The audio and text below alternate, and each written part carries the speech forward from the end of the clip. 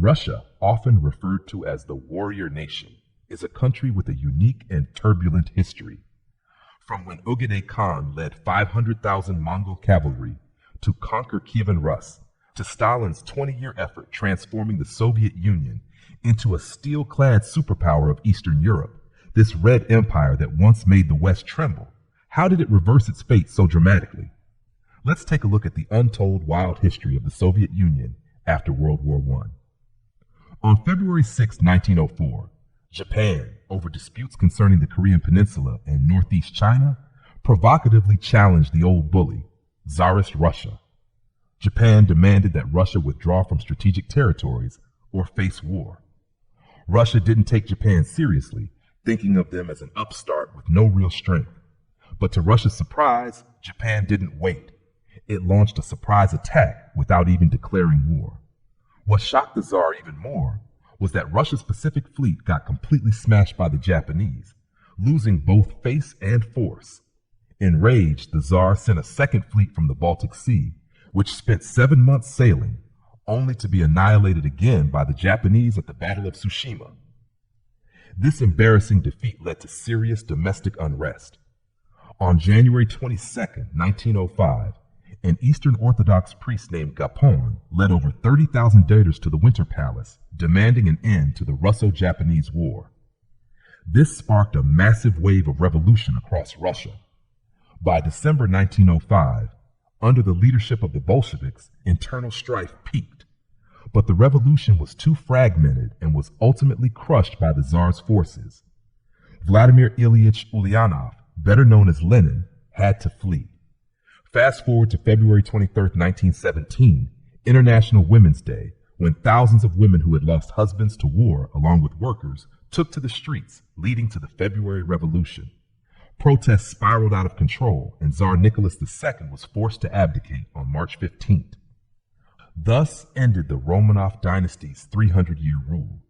Russia was left in chaos without a leader. Lenin, who had been in exile for 12 years, saw this as his golden chance and quickly arranged his return. Meanwhile, Trotsky, just out of prison, and Joseph Stalin, fresh from robbing banks, also prepared to make moves. But they were beaten to the punch by Kerensky and a group of capitalist elites who formed a provisional government. Kerensky turned out to be even more stubborn than Nicholas. He continued fighting Germany despite the people's exhaustion.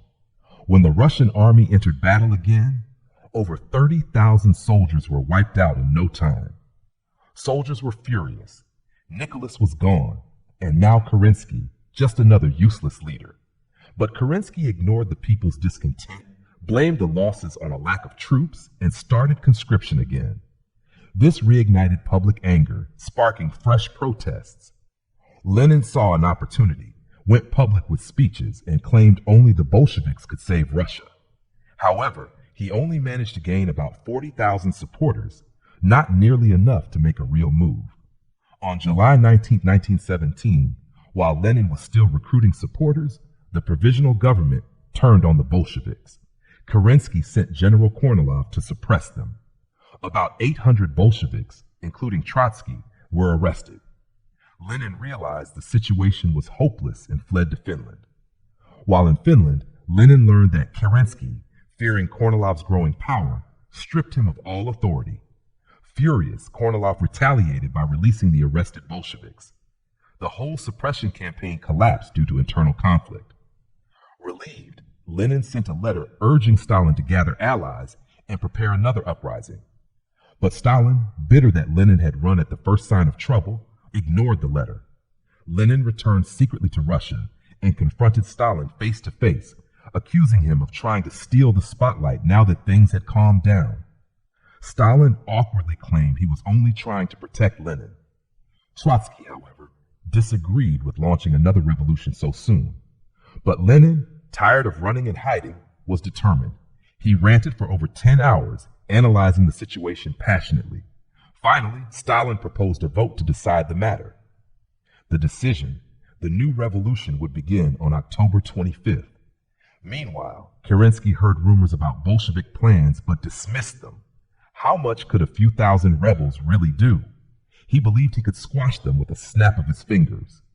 On October 25, 1917, the Bolsheviks surrounded the Winter Palace.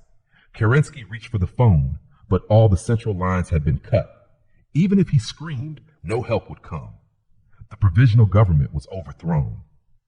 The Russian Soviet Federative Socialist Republic was officially founded, the world's first socialist state. Lenin, who had been in exile for years and held great prestige, naturally became the first head of state. But Lenin's top aides, Trotsky and Stalin, weren't pleased. Trotsky had masterminded the plan. Stalin handled the propaganda. Yet Lenin took all the credit.